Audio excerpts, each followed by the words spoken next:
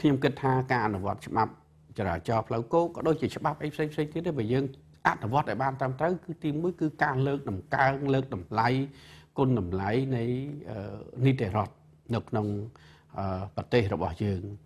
ទី2ច្បាប់ចរាចរណ៍ផ្លូវគោកនេះវាពាក់ព័ន្ធជាមួយនឹងអាយុជីវិតរបស់បងប្អូនប្រជាពលរដ្ឋទ្រព្យសម្បត្តិរបស់គាត់នៅតាមដងផ្លូវដូចយើងឃើញហើយថានៅពេលដែលយើងមានការល្មើសនៃចរាចរណ៍ល្មើសចរាចរណ៍អាចបង្កជាបញ្ហា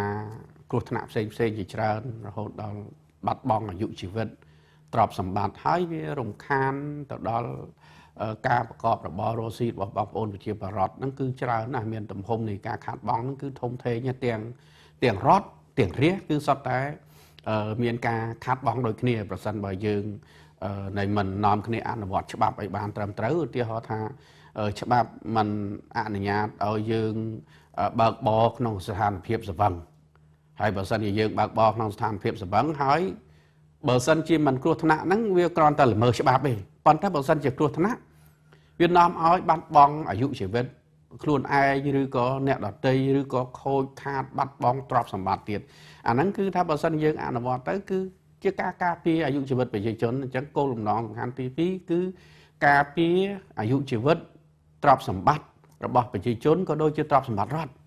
ពីព្រោះអ្នកខ្លះពេលដែលគាត់ស្រវឹងទៅគាត់បើកបរទៅគាត់មិនត្រឹមតែខូចយានយន្តបាត់បង់ជីវិតខ្លួនឯងគាត់ទៅប៉ះពាល់ទៅដល់អ្នកដទៃហើយខូចខាតដល់ទ្រព្យសម្បត្តិសាធារណៈទៀតក៏មានដែរអាហ្នឹងគោលបំណងសំខាន់ទី2គោលបំណងសំខាន់ទី3ខ្ញុំគិតថា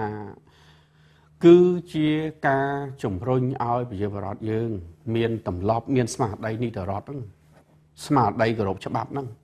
នៅក្នុងស្មារតីតែម្ដងឲ្យថាឲ្យវាមានវប្បធម៌សប្តាហ៍នេះយើងនិយាយឲ្យត្រង់ទៅពាក់ព័ន្ធនឹងច្បាប់ចរាចរណ៍នេះគឺបងប្អូនប្រជាពលរដ្ឋមួយចំនួនមិនទាំងអស់ទេគឺលោកមិនគោរពច្បាប់ទេលោកមិនខ្លាចច្បាប់ទេលោកខ្លាចប៉ូលីសចរាចរណ៍ហេតុអីបានជាលោកខ្លាចប៉ូលីសចរាចរណ៍ជាងខ្លាចច្បាប់ពីព្រោះប៉ូលីសចរាចរណ៍ផាកវិន័យទៅតាមច្បាប់តែអញ្ចឹងគាត់ខ្លាចអស់លុយខ្លាចអីអញ្ចឹងទៅអាហ្នឹងធ្វើឲ្យអារម្មណ៍ប្រជាពលរដ្ឋខ្លាចប៉ូលីសជាងខ្លាចច្បាប់តែបើនាំគ្នាអនុវត្តច្បាប់ទាំងអស់គ្នាទៅប៉ូលីសក៏អត់មានអីផាកដែរហើយយើងក៏បានសុខសប្បាយទាំងអស់គ្នាក៏ប៉ុន្តែដល់ចំណុចកន្លែងហ្នឹងប្រជាពលរដ្ឋលោកក៏ដាក់ជាសំណួរមកវិញដែរអាហ្នឹងយើងត្រូវតែធ្វើការថ្លឹងថ្លែងបងប្អូនប៉ូលីសចរាចរណ៍ខ្លះលោកធ្វើការបានល្អណាខំប្រឹងទាំងក្តៅទាំងត្រជាក់ទាំងភ្លៀងរលឹមទាំងខ្យល់ទាំងកម្ដៅថ្ងៃខ្ញុំបានឃើញផ្ទាល់ហើយនៅចំណុចមួយចំនួនតាមដងផ្លូវនៅរាជធានីភ្នំពេញក៏ទៅតាមដាខេត្តហ្នឹងឃើញបងប្អូនប៉ូលីសចរាចរណ៍យើងលោកខិតខំប្រឹងប្រែងខ្លាំងគឺជួយដើម្បីធ្វើយ៉ាងណាឲ្យបងប្អូនដែលជាអ្នកធ្វើដំណើរទៅមកតាមដងផ្លូវហ្នឹងគឺបានទៅរលូនមានសុវត្ថិភាពអាហ្នឹងគឺមានការពីជ្រុងដែលនៃប៉ូលីសល្អក៏ប៉ុន្តែក៏មានដែរជ្រុងប៉ូលីសដែលមិនល្អដែលធ្វើឲ្យប្រជាពលរដ្ឋមិនសប្បាយចិត្តហើយរហូតដល់ទៅមូម៉ៅក្តៅក្រហាយដល់ក្រសួងមហាផ្ទៃថានៅពីក្រោយនៃប៉ូលីសចរាចរណ៍ដែលខលខូចទាំងអស់ហ្នឹងខលខូចយ៉ាងម៉េចខលខូចខ្លះហ្នឹងគឺរឿងដែលគាត់គេហៅថាខំប្រឹងបង្កើតនៅធាតុផ្សំនៃបទល្មើសដែលមិនគួរផាកមិនគួរពិន័យផងខំប្រឹងគឺថាបង្កើតនៅរូបភាពពិន័យហ្នឹងដើម្បីយកបានលុយហ្នឹងគឺលុយដែលយើងដឹងហើយថាផ្អែកតាមច្បាប់ចរាចរណ៍ផ្លូវគោកលុយភាគច្រើនគឺបានចូលហៅប៉ៅអ្នកផាកពិន័យហ្នឹងម្ល៉េះហើយជាបរិវត្តកន្លែងហ្នឹងក៏អត់សប្បាយចិត្តដែរថាផាកវិន័យអាហ្នឹងគឺការងាររបស់ប៉ូលីសចរាចរណ៍ស៊ីវខែដែររឿងអីគាត់ទៅផាកវិន័យហើយគាត់យកលុយនឹងខ្លួនឯងហេតុអីអាលុយវិន័យហ្នឹងមិនចូលជាថវិកាជាតិទៅបើអញ្ចឹង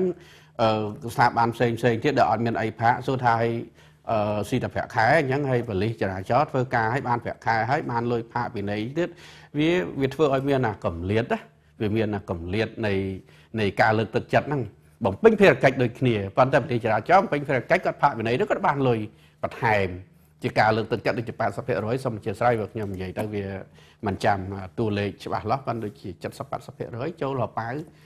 ប៉ូលីសចរាចរណ៍ហ្នឹងដែលគាត់អ្នកផាកខំប្រឹងផាកហ្នឹងអញ្ចឹងបើសិនជាប៉ូលីសចរាចរណ៍ផាកបានលុយឧទាហរណ៍ថាគយផាកបានលុយពន្ធដារផាកបានលុយចុះដូចយើងអ្នកស្រាវជ្រាវអត់មានអីផាកបានលុយមកពីណាមិនស៊ីប្រាក់ខែសតទៅយើងអញ្ចឹងវាមានកម្រិតដែរហើយប៉ូលីសចរាចរណ៍ខ្លះទៀតគឺគាត់ឡើង ពួនស្ទាក់អីចឹងទៅរូបភាពហ្នឹងគឺសូមកុំឲ្យមានសូមឲ្យដំអភិ សតិបណ្ឌិតរដ្ឋមន្ត្រីក្រសួងមហាផ្ទៃឧបនាយករដ្ឋមន្ត្រីក្រសួងមហាផ្ទៃសូមណែនាំបងប្អូននគរបាលចរាចរណ៍យើងសូមកុំពួនកុំស្ទាក់អីយើងធ្វើពេញមុខពេញមាត់ទៅព្រោះយើងជាមន្ត្រីរបស់រដ្ឋមន្ត្រីរបស់ជាតិ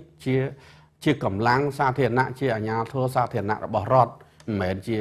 អ្នកដែលទៅពួនស្ទាក់ដើម្បីផលប្រយោជន៍តិចតួចហ្នឹងទេវាធ្វើឲ្យទី1វាខូចមុខមាត់ខ្លួនឯងខូចមុខមាត់ស្ថាប័នអញ្ចឹងចំណុចកន្លែងហ្នឹងគឺវាទាមទារឲ្យមានដែលគេហៅថាក្រមសីលធម៌នៃវិជ្ជាជីវៈអញ្ចឹងយើងត្រឡប់មកវិញសួរថាឥឡូវធ្វើម៉េចដើម្បីឲ្យច្បាប់ការអនុវត្តច្បាប់ចរាចរណ៍ហ្នឹងទទួលជោគជ័យហើយវាមានភាពសក្តានុពលរមនានៅក្នុងសង្គមយើងឥឡូវទី1យើងនិយាយពីខាងពីភាគីខាងអ្នកអនុវត្តច្បាប់វិញមន្ត្រីអនុវត្តច្បាប់មន្ត្រីអនុវត្តច្បាប់គឺបងប្អូនប៉ូលីសចរាចរណ៍ហ្នឹងដែលលោកធ្វើការនៅតាមដងផ្លូវហ្នឹងយើងទទួលស្គាល់ថាលោកមានការលំបាកហត់នឿយណាព្រោះនៅកណ្ដាលថ្ងៃក្តៅថ្ងៃខ្លះក្តៅថ្ងៃខ្លះភ្លៀងអញ្ចឹងយើងត្រូវទទួលស្គាល់ថាលោកមានការលំបាកប៉ុន្តែបើធៀបជាមួយនឹងវីរៈកងទ័ពយើងនៅជួរមុខក៏មិនលំបាកដល់វីរៈកងទ័ពនៅជួរមុខដែរអាហ្នឹងយើងត្រូវធ្វើការថ្លឹងថ្លែងអញ្ចឹងព្រោះម្នាក់ត្រូវទទួលនៅកិច្ចសន្យាសង្គមយើងមានទំនួលខុសត្រូវសង្គមដូចគ្នាអញ្ចឹងទី1គឺត្រូវឈរលើក្រមសីលធម៌វិជ្ជាជីវៈខ្ពស់បំផុតហើយកុំធ្វើឲ្យហួសច្បាប់ឲ្យលើច្បាប់ឲ្យក្រមច្បាប់ការអនុវត្តច្បាប់ត្រូវតែដូចគ្នាដោយគ្មានការលើកលែងដោយគ្មានការសម្របសម្រួលដោយគ្មានតំបន់ហាមឃាត់ដោយគ្មានករណីពិសេសកុំឲ្យឃើញគ្នាម៉ូតូស្លាកលេខមកពីខេត្តហៅដល់តាឡានទំនើបធ្វើអត់ឃើញទោះជាខុសដូចគ្នាក៏ដោយអាហ្នឹងគឺអត់យុត្តិធម៌ទេហើយយើងព្យាយាមស្វែងរកយុត្តិធម៌សង្គមឲ្យសង្គមយើងមានយុត្តិធម៌ចាប់ពីរឿងតូចរហូតដល់រឿងធំអញ្ចឹងសូមឲ្យបងប្អូនប៉ូលីសចរាចរណ៍ហ្នឹងគ្រប់ក្រមសីលធម៌ហើយពាក្យសម្ដីនិងអាកប្បកិរិយាហ្នឹងក៏សូមឲ្យថ្លៃថ្នូរដែរឲ្យស័ក្តិសមជាមន្ត្រីអនុវត្តច្បាប់ជាអ្នកដែលអភិបាលឃុំគ្រងសុខទុក្ខរបស់បងប្អូនប្រជាពលរដ្ឋណាកុំឲ្យតែឃើញប៉ូលីសទៅភ័យតាមដងផ្លូវអញ្ចឹងសូមកុំឲ្យសង្គមយើងបាក់ស្បាតជាមួយនឹងប៉ូលីសសូមឲ្យសង្គមយើងឃើញប៉ូលីសគឺជាអ្នកផ្ដល់ជំនួយឃើញប៉ូលីសគឺជាទីពឹងទីរលឹកជាបង្អែកខាងផ្នែកសន្តិសុខជាបង្អែកខាងផ្នែកស្មារតីអាហ្នឹងរឿងពីបងប្អូនប៉ូលីសហើយអាការពួនស្ទាក់ហ្នឹងគឺក៏សុំកុំដែរវាស់នៃគីឡូក៏ដោយវាស់លបឿននេះក៏ដោយធ្វើឲ្យដាក់ផ្លាកសញ្ញាទៅព្រោះគោលដៅរបស់យើងក្រែងចង់ឲ្យប្រជាពលរដ្ឋគោរពលបឿនមិនអញ្ចឹងហើយបើយើងពួនដើម្បីវាស់លបឿនដដែលធ្វើមិនមកវាអត់បានជួយអីច្រើនអញ្ចឹងដាក់ផ្លាកទៅថាឥឡូវផ្លាកក្នុងផ្លូវហ្នឹងគេឲ្យនៃលបឿន80ឬក៏លបឿន60គីឡូក្នុង1ម៉ោងហើយដាក់ផ្លាកថាត្រូវវាស់លបឿនកន្លែងណាអញ្ចឹងបើមនុស្សខ្លាចច្បាប់វាត្រូវព្រះអង្គហើយអញ្ចឹងអាហ្នឹងយើងបានហើយព្រោះគោលដៅច្បាប់ក្រែងចង់បានឲ្យប្រជាជនមានសុវត្ថិភាពមានសន្តិសុខសំណាប់ធ្នាប់ហើយបើគោលដៅយើងដើម្បីតែពួនចាប់យកអ្នកដែលល្មើសលបឿនដើម្បីយកលុយដាក់ហៅប៉ៅអាហ្នឹងគឺវាអត់បានជួយអីទាំងអស់នឹងគេថាអត់បានជួយអីទាំងអស់អាហ្នឹងសូមឲ្យបងប្អូនប៉ូលីសយើងមេត្តាគិត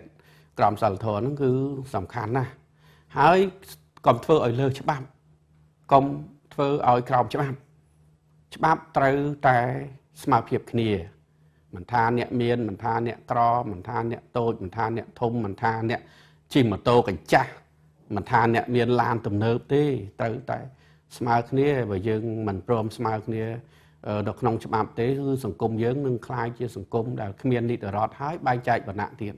បែងចែកវណ្ណៈតាមរយៈអីតាមរយៈមធ្យោបាយធ្វើដំណើរអាហ្នឹងសម្រាប់បងប្អូនប៉ូលីសចរាចរណ៍ខ្ញុំក៏នៅតែអរគុណដែរបងប្អូនខ្លះលោកធ្វើបានល្អណាស់យើងអរគុណយើងគោរពចំពោះការលះបង់របស់បងប្អូនក៏ប៉ុន្តែយើងក៏អត់អាចទទួលយកបានដែរចំពោះបុគ្គលទាំងឡាយដែលពាក់ឯកសណ្ឋាននៃអាជ្ញាធរប៉ូលីសហើយប្រព្រឹត្តមិនគប្បីខ្ញុំជឿថាថ្នាក់ដឹកនាំក្រសួងមហាផ្ទៃឯកឧត្តមភិសន្តបណ្ឌិតក៏អត់ទៅស្វាគមន៍អត់ទទួលយកនៅទង្វើមិនគប្បីរបស់កូនចៅខ្លួនដែរហើយរដ្ឋាភិបាលរឹតតែមិនទទួលយកបានប្រជាពលរដ្ឋទាំងទូទាំងប្រទេសហ្មងគឺអត់យកបានហ្មងអាហ្នឹងពីជ្រុងបងប្អូនអាជ្ញាធរអ្នកអនុវត្តច្បាប់ចុះពីជ្រុងបងប្អូនប្រជាពលរដ្ឋវិញបងប្អូនចង្អុលដាក់ប៉ូលីសចុះខ្លួនឯងយ៉ាងម៉េចដែរ ទីមួយខ្លួនឯងត្រូវគោរពច្បាប់ចរាចរណ៍ទៅព្រោះចរាចរណ៍ច្បាប់នេះគឺមានគោលបំណងរក្សាសុវត្ថិភាពរក្សាការពារអាយុជីវិតរបស់បងប្អូនទ្រព្យសម្បត្តិរបស់បងប្អូនទេអត់មានគោលដៅអីទៅចម្រិតអីបងប្អូនទេដែលខ្ញុំមើលជាស្មារតីច្បាប់ណាប៉ុន្តែវាទាមទារឲ្យបងប្អូនគោរពច្បាប់ទីហោថាគ្រាន់តែហាមវ៉ាជែងស្ដាមហ្នឹងក៏អាហ្នឹងក៏ជាការការពារនៃអាយុជីវិតខ្លួនឯងមួយឯងមិនឲ្យបំពេញស្លាកសញ្ញាភ្លើងសញ្ញាចរាចរណ៍ការបើកបរលើសល្បឿនការបើកបរដោយយានជំនិះមិនត្រឹមត្រូវតាមបច្ចេកទេសការបើកបរក្នុងស្ថានភាពសវឹងអីផ្សេងហ្នឹងទាំងអស់បើសិនជាយើងអនុវត្តទាំងអស់គ្នាទៅអាហ្នឹងគឺជាការជួយការពារអាយុជីវិតសុវត្ថិភាពសន្តិសុខទ្រព្យសម្បត្តិរបស់បងប្អូនប្រជាពលរដ្ឋខ្លួនឯងទេអញ្ចឹងដើម្បីអនុវត្តច្បាប់ចរាចរណ៍នេះទទួលបានជោគជ័យខ្ញុំគិតថាគឺទី1អ្នកតួអង្គអ្នកអនុវត្តច្បាប់ហ្នឹងគឺស្ថាប័នអនុវត្តច្បាប់ហ្នឹងគឺប៉ូលីសចរាចរណ៍ហ្នឹងត្រូវតែអនុវត្តច្បាប់ប្រកបដោយស្មារតីទទួលខុសត្រូវនិងក្រមសីលធម៌វិជ្ជាជីវៈខ្ពស់ហើយពីជ្រុងប្រជាពលរដ្ឋគឺត្រូវតែរួមគ្នាអនុវត្តច្បាប់ចរាចរណ៍អញ្ចឹងគឺសូមឲ្យទាំងអស់គ្នារួមគ្នាហើយសង្ឃឹមថាការអនុវត្តច្បាប់ចរាចរណ៍ជាថ្មីឡើងវិញនេះនឹងបានជាការរួមចំណែកថែរក្សាអាយុជីវិតទ្រព្យសម្បត្តិបងប្អូនប្រជាពលរដ្ឋក៏ដូចជាទ្រព្យសម្បត្តិសាធារណៈរបស់រដ្ឋ